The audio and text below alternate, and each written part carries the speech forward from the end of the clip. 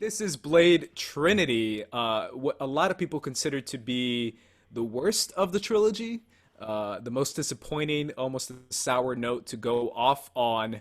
Uh, Ed, just general thoughts, because we genuinely don't know your thoughts on this movie. What is your thoughts on Blade Trinity? I mean, Blade Trinity really was a bad marriage breaking up. You Hmm. know, have you seen a couple at a party right before they break up? They just got this horrible energy, and like even when they're trying to fake it, you can see it.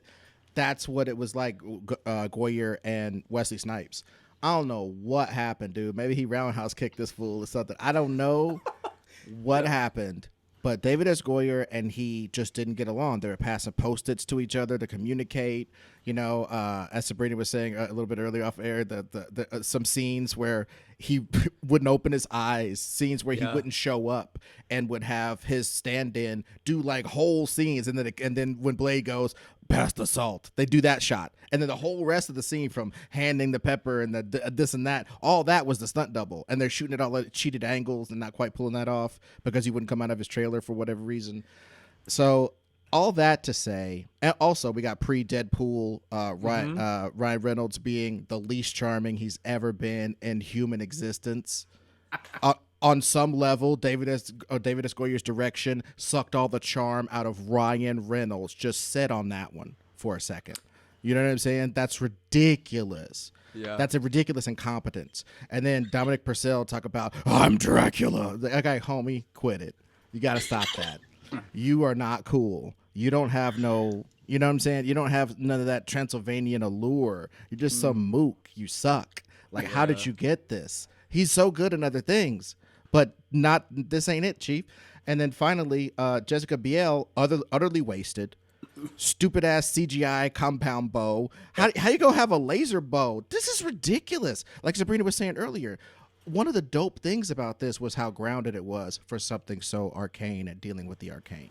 And this just threw it out the window and overlit it. I mean, RB3 could talk about how overlit it is. I mean, it looked like a Friends episode. And it's like, so there's a lot. There's a lot there, guys. Yeah, I mean, obviously, everything you just said. Obviously, shout out to Jessica Biel, uh, who's currently an anti-vaxxer, I guess.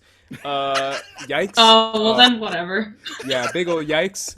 And then obviously, going back to my Parmesan cheese point at Olive Garden, this is like the hatch broke, and just all the cheese just came out. Yeah, it's just fall everywhere. And you're just like, no, it's not even salad anymore. Um, that's this movie. You got no. He's, you know, Yeah, yeah. That's pretty much what Blade Trinity became because I think, like Sabrina said, add a little sprinkle, you know. But when you just Keep pour it it on there, fun. yeah, keep it fun. But this was like so cheesy to the point, like what you said about Ryan Reynolds. Uh, Homie, he was kind of annoying in this movie. Uh, yeah, he's like Deadpool because Deadpool was trying to be slightly annoying. Even more annoying in this movie. But RB3, I don't know if you love Blade Trinity, so I want to toss it to you.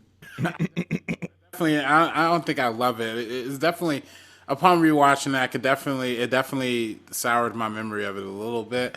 A lo- What is funny though, it is you could see it so perfectly. This movie came out in 2004. You could tell they were really trying to go after like that Michael Bay, like I said, that overlit, like saturated, big action spectacle aesthetic. That it was just weird. Like especially after we saw the first one, which is more grounded, more of like a street kind of thriller ish, more kind of concept.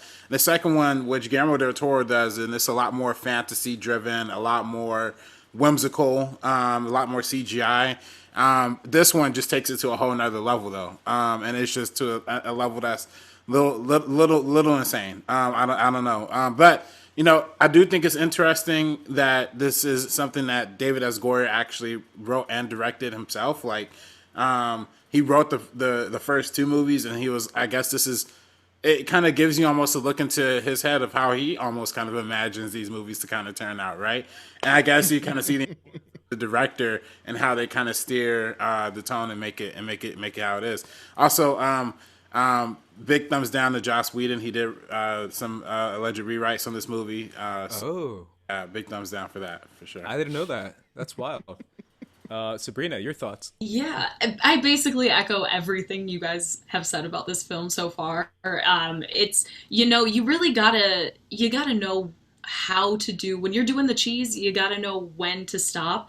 And this one is just so campy, and it is so, as RB3 said, like attempting to do like style and no substance, so it just comes out very flat. What we're seeing on screen is so much. They're doing those arrows and everything like that, but I feel nothing. Like when I was just watching it, I didn't have the same, it just didn't have the same effect on me as I was watching it. Like I was just kind of wasn't really following the story, which is such a disappointment because I was a kid when this came out, and I remember watching it and being so excited and seeing Jessica Biel, and I was like, oh yeah, that's awesome. She looks so cool.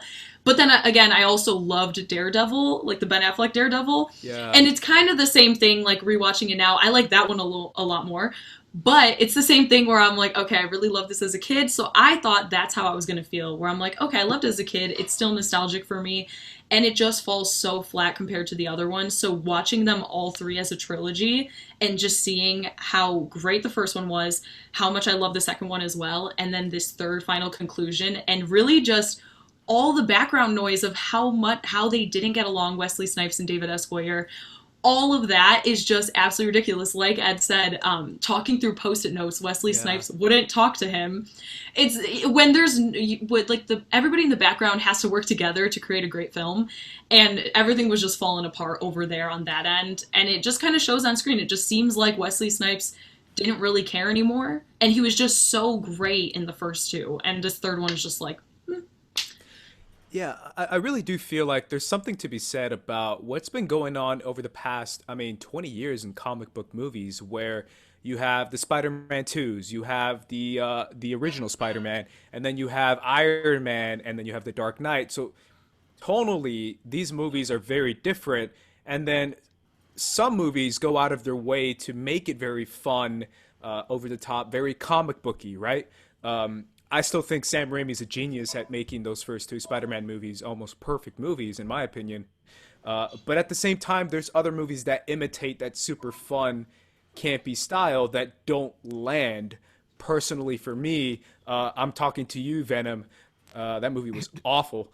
But it's these kind of movies where everyone is like, yeah, it was a fun, silly movie. But where does it become a fun, silly, good comic book movie or a fun, silly, bad comic book movie? It's a difficult question. I don't know what you have thoughts on that, Ed.